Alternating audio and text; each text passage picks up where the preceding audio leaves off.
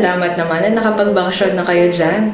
Pasensya na ha, at may trabaho ako ngayon, pero binilin ko naman kayo sa mga anak ko. Naku, ayos lang yun. Ngayon lang din kami nakabisita at sobrang busy kasi sa bahay. Nasaktuhan lang ngayon at bakasyon din ng mga bata.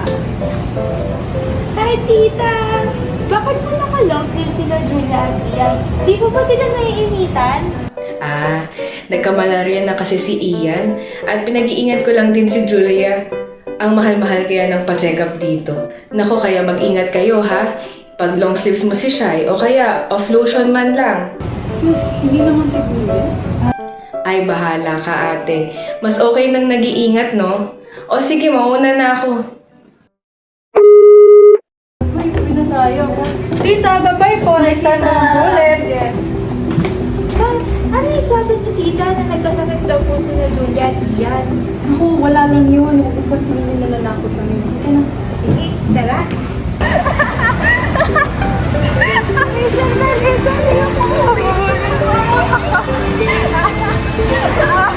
Tara, doon tayo sa may fish pond. Ano ba yan? Malamok dyan eh. Okay lang yan, pero magsusumbong. Ay, no. Pag tayo talaga pinagalitan ni Mama.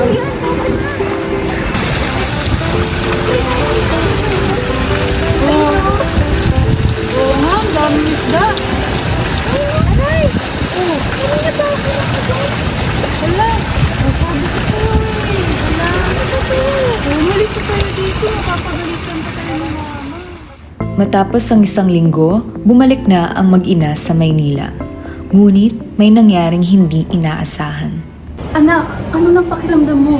Ilang araw ka nang nilalagnat at nawawalan ka na rin ng gana kumain. Masakit pa rin ba ang ulo at katawan mo?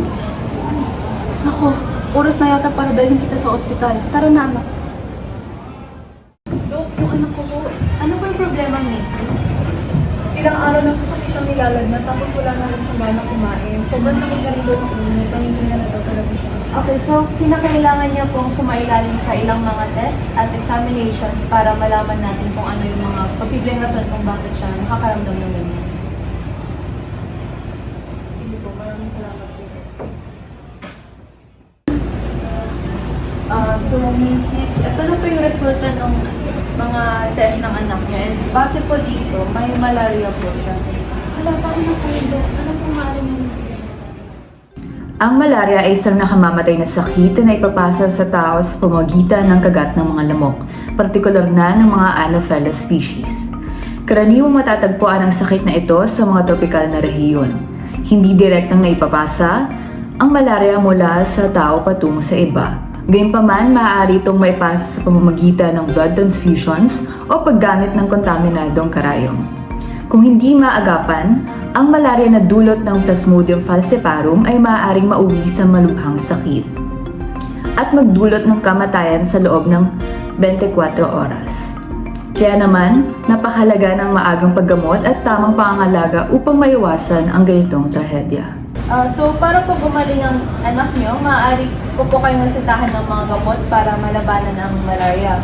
Maliban po doon, maaari pong mag-undergo ng exchange blood transfusion ang inyong anak, ngunit ito ay mas may kamahalan kumpara sa mga gamot lamang. Dok, maraming salamat po sa lahat ng tulong na ibinigay niyo sa anak ko. Magaling na po siya ngayon at unti-unti na po lumalakas ang katawan niya. Mabuti naman ho yan. Ginawa ko lang yung aking makakaya. May mga payo po ba kayo na magbibigay para masigurado na hindi na po mauulit yung nangyari sa anak ko? Abay, oo naman. Upang maiwasang mahawa sa malaria, mahalagang sundin ang mga simpleng hakbang tulad ng paglalagay ng mosquito repellent gaya ng off lotion, pagsusuot ng protektibong kasuotan sa mga lugar na may aktibong kaso ng sakit, pagpapanatiling malinis ang kapaligiran, at sa pamamagitan ng pag-iwas sa mga katubigang maaring pamugaran ng lamok. Huwag din kalimutang magpabakuna laban sa malaria at gumamit ng insecticide tulad ng Baygon upang mapanatiling ligtas ang iyong tahanan. Salamat po, Dok. Tatandaan po namin yan sa malaria. Tama po yan, Mrs. Basta lagi nating tatandaan na ang ating kalusugan ay nakasalalay sa maagang pag-iingat.